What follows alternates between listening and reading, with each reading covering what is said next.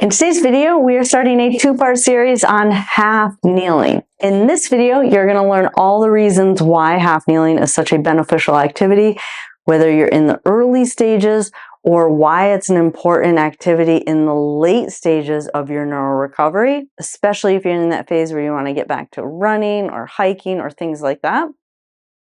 As well as in part one, we're going to go over how you get into half kneeling from sitting and from standing. So whether you're in the early stages or the later stages, how you get into half kneeling and get out of half kneeling. And then in part two, we're going to go through a progression of exercises that are absolutely essential if you want to take your walking and your balance confidence to the next level. If you're new to this channel, I'm Tara. I'm a neurologic physical therapist. And on this channel, we talk about anything and everything related to mobility, health, fitness, and mindset in the context of neurologic injury, with the end goal of empowering you with as many tools as possible to take ownership of your rehab and your health, to live an overall more active, more mobile, pain-free, happier, healthier life.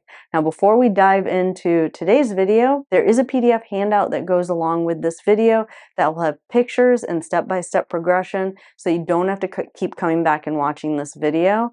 Our PDF handouts that go along with these videos are available to our Gold and our Bronze monthly members.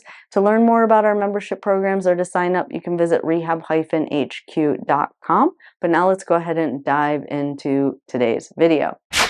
All right, so first it is important to go over what all the benefits of half kneeling are as far as your neural recovery after some sort of an injury to your neurologic system.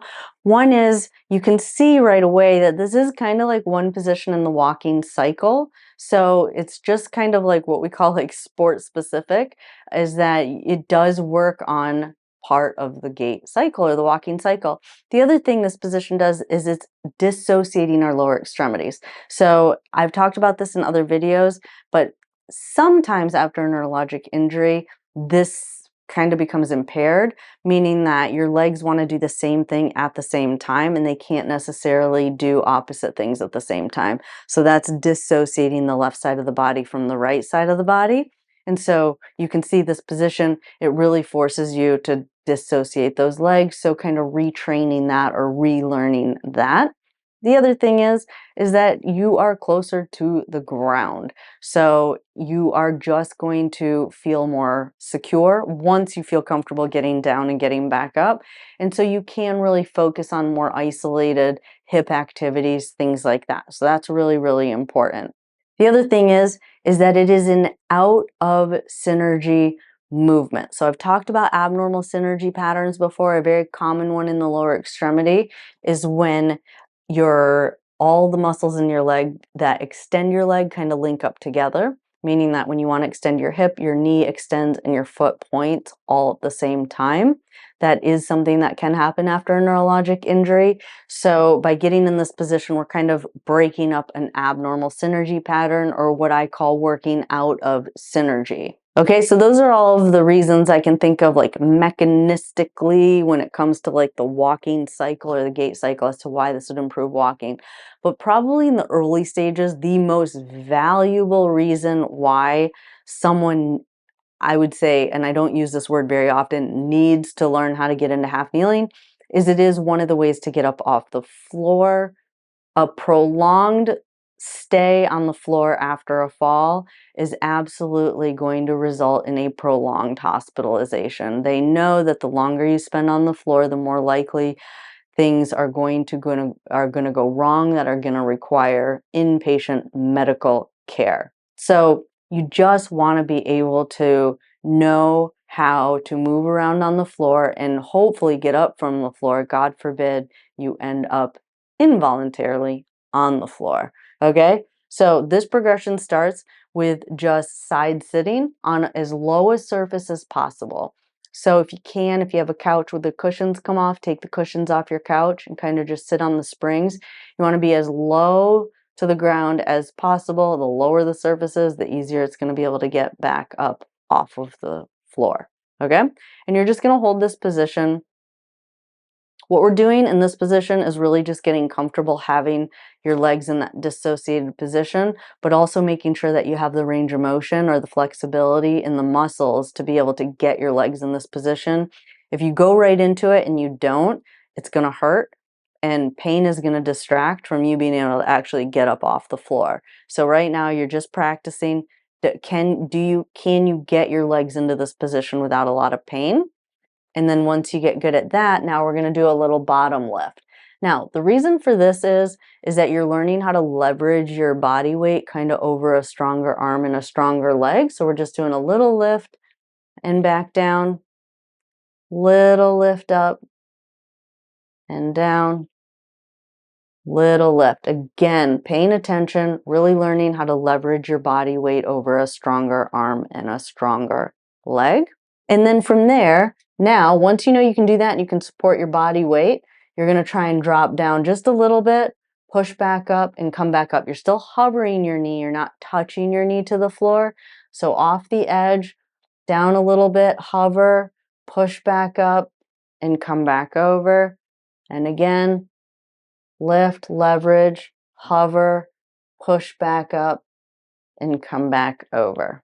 Now here, I'm just going to show you one modification that might help some of you.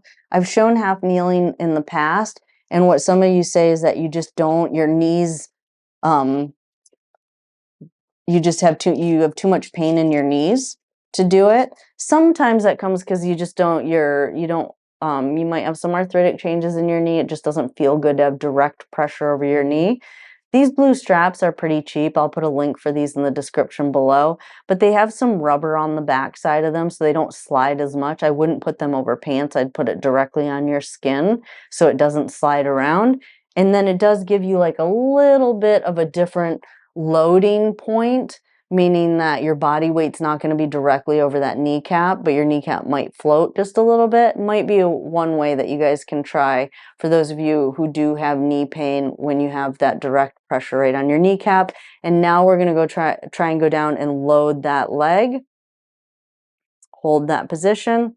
If you can hold that, next you're going to try and pick your opposite arm up. That's really important for the exercises that we're going to get into next week's video, is getting used to being able to balance. Now, a lot of times what happens, because this leg is flexed, this one's going to want to flex also. So just pay attention to that and really try and extend that hip and then lift the arm. And then leverage back over this arm, push, and get your bottom back over that support surface. All right, now we're going to do this from standing to half kneeling. Step one is getting used to having this foot behind you. So hand down on a support surface, stepping this foot back and up. Put that hand down, step it back and up. This is your involved leg. Hand down, step back, step forward and up. Now remember, you can grade this any way you want. You can take a tiny step or you can take a bigger step. All right, but then once you get good at that, then you can step back a little bit further. Now we're going to go lower a little bit, push back up, step the foot forward and up, hand down, step that foot back, little bit of a lower, push back up, step that foot forward and up. And then once you get good at that, hand down, step that foot back a little bit further, go as low as you can. Now right here, what you're trying to figure out is how to leverage your body weight over your stronger arm. Very, very important, okay? So really paying attention. How are you getting leverage? You really need to have that good understanding before you go all the way down. Okay, so go as low as you can where you know you can get back up, really focusing on how am I distributing my weight between these 3 points to get myself back up. Okay, and it does change as you're lowering, and that's something your body needs to get used to. And that's why I always talk about not like plowing through your exercises, but these aren't things we had to think about before, and your brain needs to kind of rebuild these built-in patterns. So the way that our bodies move is our brain really does make a lot of predictions. It doesn't really like to have to make a lot of changes when we're in motion. And we do that or our brain does that by predicting what's going to happen in the future. And it does that through a variety of ways, but one is really having good proprioception, knowing where our body is in space, right? Your brain is kind of like making these predictions of where that body is going to be in space, so it knows how to activate what muscles at the right time. Now, when you're doing drills like this, it's kind of like you're trying to train your brain to kind of rebuild those kind of prediction codes, right? So you do want to pay a little bit of attention to give your brain that information of what does it feel like? Where's my body in space right now? How do I need to distribute my weight between these 3 points? And how does it change as I'm lowering? Because it will change. So initially, you're probably going to have more weight over your front leg, but as you lower, you really can't have all that weight over your front leg. You really do need to distribute your weight between the 2 legs because your center of mass is changing. So your body is kind of, before your stroke, was making these predictions. It knew your body weight was going to shift because you had done it before, and it kind of already had a plan in place of how it was going to activate your muscles. You've kind of lost that. So as much as we can with all the drills, if we can build those prediction codes back in, it's kind of like a shortcut, and it takes like the cognitive burden or load out of the activity when you're actually doing these things in the real world. So really be thinking about those things. How is my center of mass changing? How is my weight distribution changing? How do I need to use my legs or my extremities differently to push back up? Okay? And then from there, and this is really for those of you that are in the more advanced stages, we eventually want to be able to do it with just 2 limbs and not need that 3rd limb to get down and come back up. Step back lunges, which I do with almost everyone that's working on higher level balance. There are so many benefits to it. It's not just about working those glutes, but it's balance and learning how, again, get those prediction models in where your center of mass is really changing and you're having to redistribute your weight between your feet. A lot of things going on. So we're going to kind of do that. You're going to step back. No hands this time. You can keep that support surface there. You're just going to go down a little bit, back up, and step forward. Now, one mistake a lot of people make is that when you're going down, you can't really cheat as much. And by cheating, I mean a lot of people keep all their weight over their front leg. But as you go down, your center of mass is shifting. So you have to really be prepared to distribute your weight between your 2 limbs, okay? So why do I tell you that? One mistake when people are coming back up that they make is they don't shift their weight forward over their front leg before they step back up. It's almost like they want to get their weight off of this leg too early because they don't like having that, and so they pick the leg up and then you lose your balance. So it's very important that when you're coming back up, my suggestion is that you get higher first as much as you can, because you're just going to have an easier time of supporting your body weight on this leg, then shift your body weight, then step forward, okay? And then step up. So start with a little knee bend, step that foot back. Now you're distributing your weight over both feet and you're going down. When you're coming back up, kind of keep that weight distributed over both legs just a hair longer, then shift your weight forward, then step that foot forward and come back up.